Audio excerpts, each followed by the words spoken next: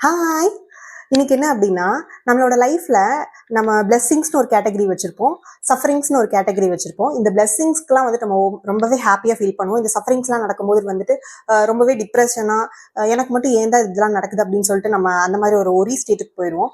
ஆக்சுவலா இந்த பிளெஸ்ஸிங்ஸும் சரி, இந்த சஃபரிங்ஸும் சரி 2த்துக்குமே காரணகர்த்தா யாருன்னா நாம மட்டும் தான். நம்மளோட ஓன் ஆக்ஷன்ஸ் தான் இது 2யுமே தீர்மானிக்குது. அதனால நமக்கு எந்த மாதிரியான ரிசல்ட் வேணுமோ அதுக்கான ஸ்டெப்ஸ் மட்டும்தான் நம்மளோட டே டு டே லைஃப்ல நம்ம எடுக்கணும்.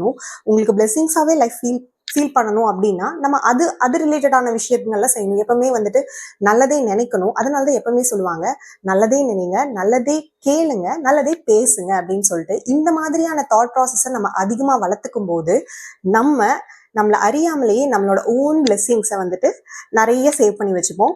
சஃபரிங்ஸ் அதுக்கும் நாம தான் காரணம். அதோட பேங்க்கும் நாம தான்.